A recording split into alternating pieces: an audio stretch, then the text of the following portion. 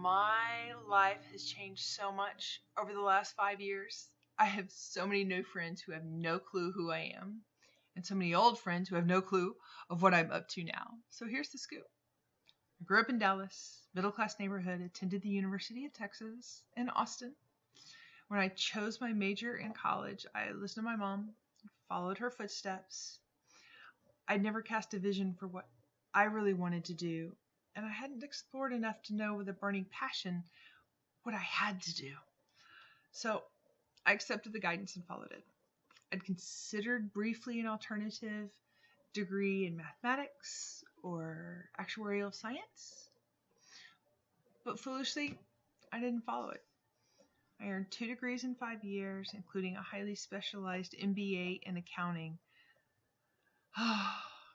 with a concentration in audit.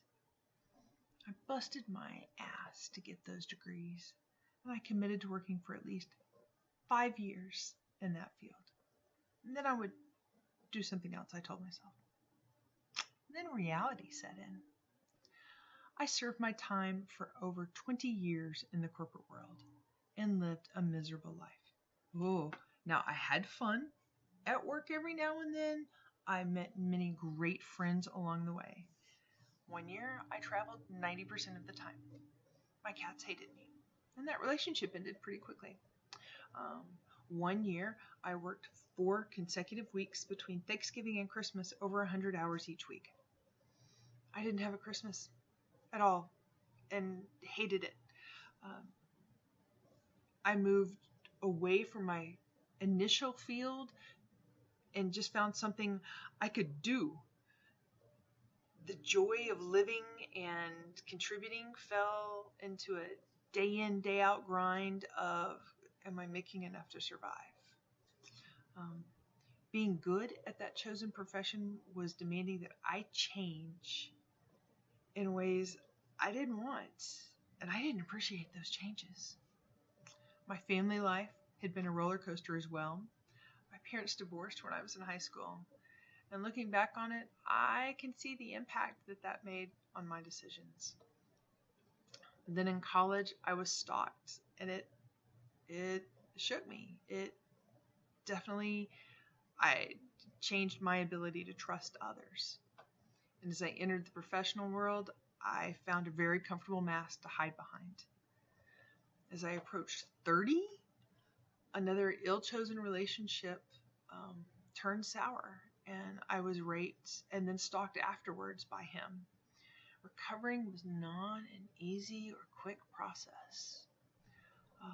I threw myself into work that I hated and still didn't find success. I ended up working as a contractor for a number of years before I found a position with a mortgage company.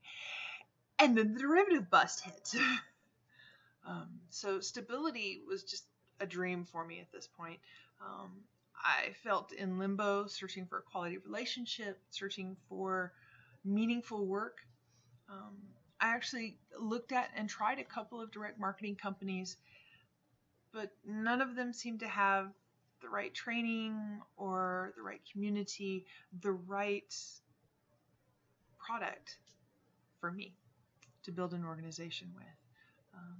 Now, I was still very active in the Dallas community and with my church. I was surrounded by fantastic friends. Still am. I lived for being with my friends. I completed a number of serious year-long Bible studies and grew spiritually. Loved my church, loved my Sunday school classes.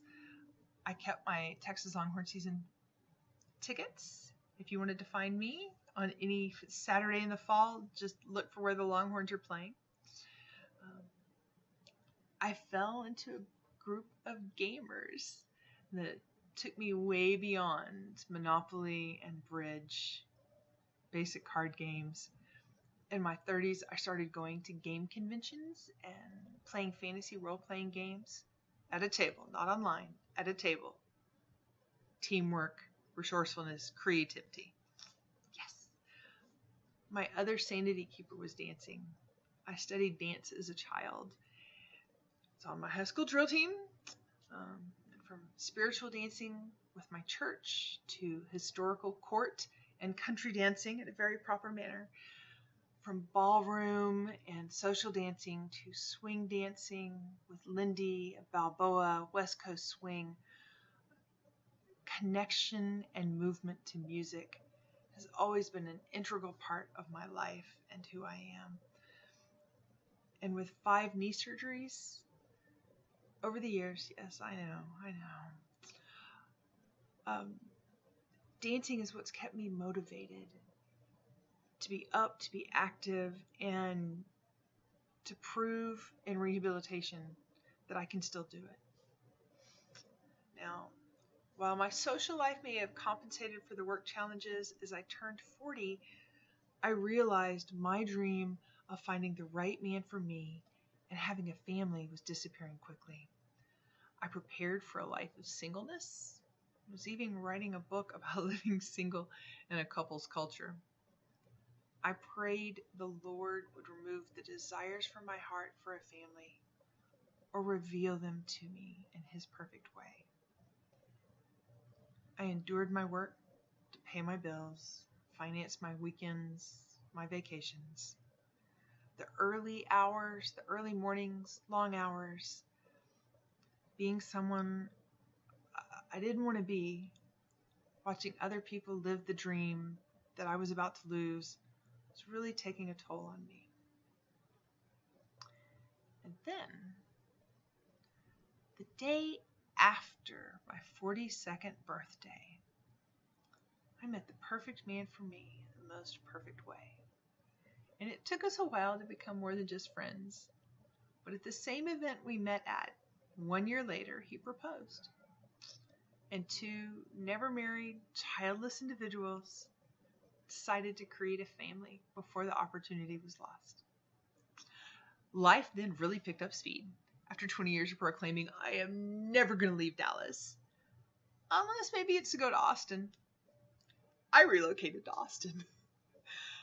We were married 6 months after he proposed and started working on a family within 3 months after that. Unfortunately, I had 43 years of accumulated toxins to get out of my system. We looked for ways to live cleaner without the chemical exposure and learned that substances that have been banned in Europe, but not in the US, were widely available. We changed our habits and encountered essential oils and their derivative products, which were a godsend at the time. Now, I still miscarried the first time and was crushed. I doubted at my age that I would ever be able to carry to term a healthy pregnancy. We were given some great advice to try again after at least 24 months of toxin-free living. And it was good advice. We were able to get pregnant and stay pregnant. Now, being a geriatric pregnancy, I had my challenges, both emotional and medical. It wasn't a smooth ride. I leaned heavily on my essential oils to reduce the stress, to stay healthy, to boost my immune system. And in March 2017, I delivered a healthy baby boy, and being toxin-free became even more important. Diaper wipes, baby shampoo. What's on my carpet? We were going crazy. A wedding and all the fertility treatments had taken their toll on our finances. And the last thing at this point, with a wonderful son at home that I had prayed for decades, the last thing I wanted to do was to go back to work full time in a suit and possibly have to travel. I didn't want the stress. I didn't want to travel. I just wanted to be home with my family.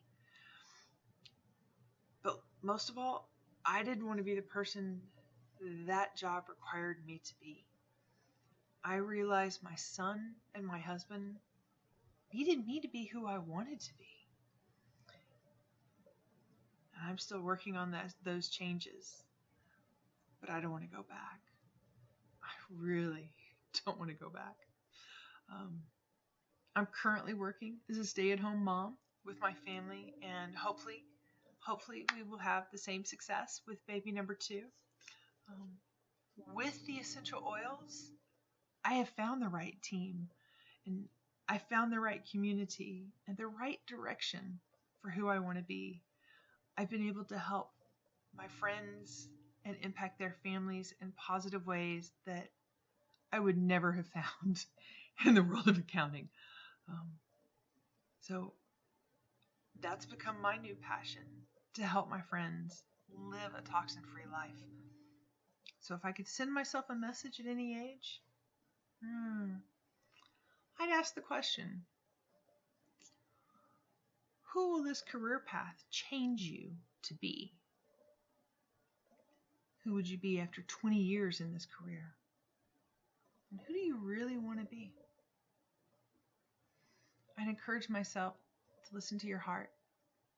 Trust the divine guidance. Trust God. You are in the palm of His hand, and His plans for you are amazing.